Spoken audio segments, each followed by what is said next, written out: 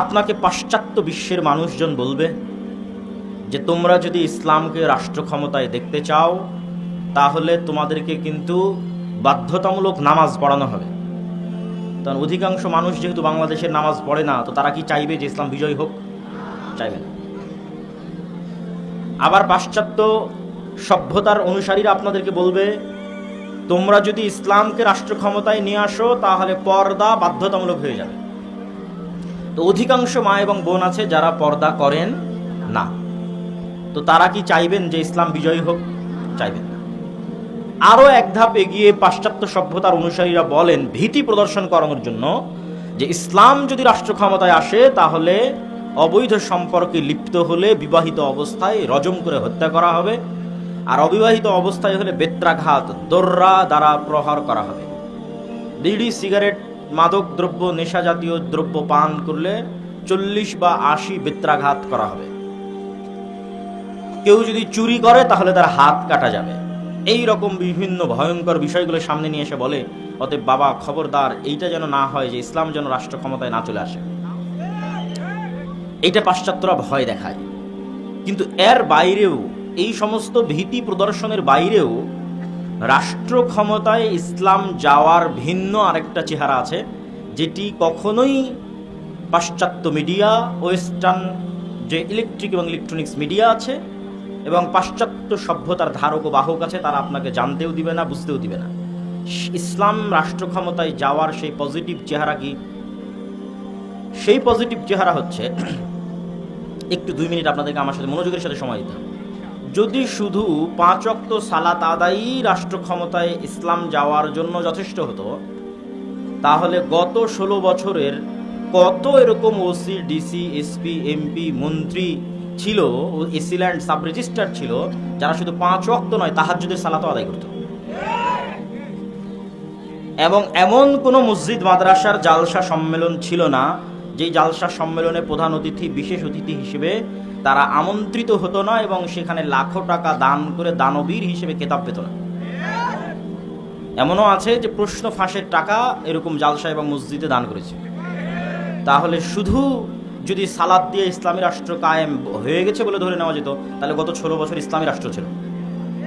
হ্যাঁ, কেন গত 16 বছর তো সবাই ছিল হাজি, তাহাজ্জুদ গুজার, আল্লাহওয়ালা আর দানবীর, ছিল না?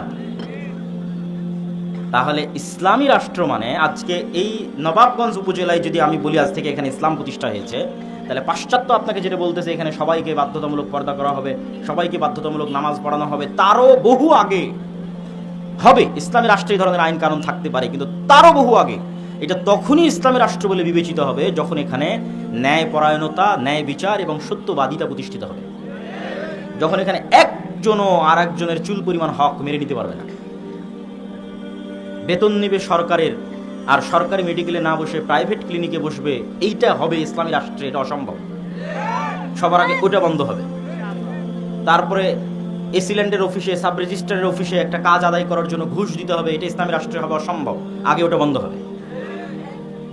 আপনার কোনো বৈধ চাকরি আপনার সন্তান পরবর্তী প্রজন্ম নিবে, এই চাকরির জন্য খালা, মামা, ফুফু, চাচা, খালু, আত্মীয় স্বজন, রাজনৈতিক নেতা, টাকা পয়সা, যোগ্যতার বাইরে আরো এরকম ডট ডট ডট ডট অসংখ্য জিনিস খুঁজে বেড়াতে হবে।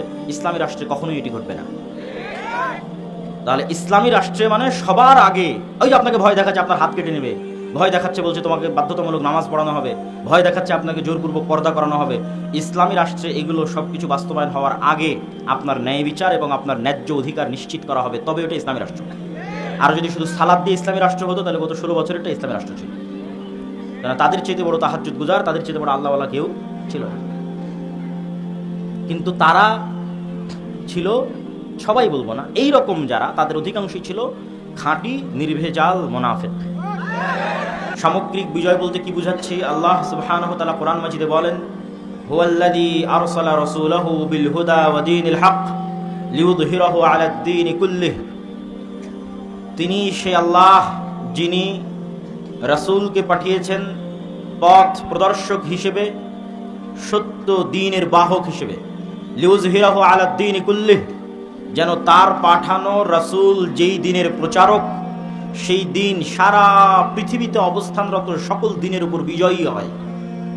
ওয়ালাউ কারিহাল মুশরিকুন, যদিও কাফের এবং মুশরিকদের পক্ষে এটি সহ্য করা অনেক কঠিন, তবুও মুহাম্মদ সাল্লাল্লাহু আলাইহি ওয়াসাল্লামকে যে দিন দিয়ে পাঠানো হয়েছে সেই দিন পৃথিবীর অন্য সকল দিনের উপর বিজয়ী হবে। এটি আল্লাহ সুবহানাহু ওয়া তাআলা কোরআন মাজিদে বলেন। তেমনি রাসূলুল্লাহ সাল্লাল্লাহু আলাইহি ওয়াসাল্লাম বলেন, আসমানের নিচে জমিনের উপরে এমন কোনো মাটির বাড়ি, ইট পাথরের বাড়ি বাকি থাকবে না যেখানে ইসলাম প্রবেশ করবে না। বিইজ্জে আজিজিন আও বিদিল্লি দালিলিন, কোথাও সম্মানের সাথে ইসলাম প্রবেশ করবে, কোথাও অপমানের সাথে ইসলাম প্রবেশ করবে। তো কোরআনের এই আয়াত এবং এই হাদিস প্রমাণ করে পৃথিবীতে কোনো না কোনো এক সময় ইসলামের সামগ্রিক বিজয় সাধিত হবে, না হবে না? হবে ইনশাআল্লাহ। তো ইসলামের এই সামগ্রিক বিজয় কেন প্রয়োজন? শুধু আমি ব্যক্তি জীবনে সালাত আদায় করলাম, অথবা শুধু আমি পরিবার জীবনে ইসলাম মানলাম, এরপরেও সামগ্রিকভাবে আমার ব্যবসা বাণিজ্য, অর্থনীতি, রাষ্ট্রনীতি, পররাষ্ট্রনীতি, কূটনীতি সকল কিছু ইসলাম দ্বারা পরিচালিত হবে, এটির প্রয়োজন কেন? এটির প্রয়োজন যদি আপনি বুঝতে চান তাহলে সংক্ষিপ্ত দুটো কথা আপনাকে বুঝতে হবে।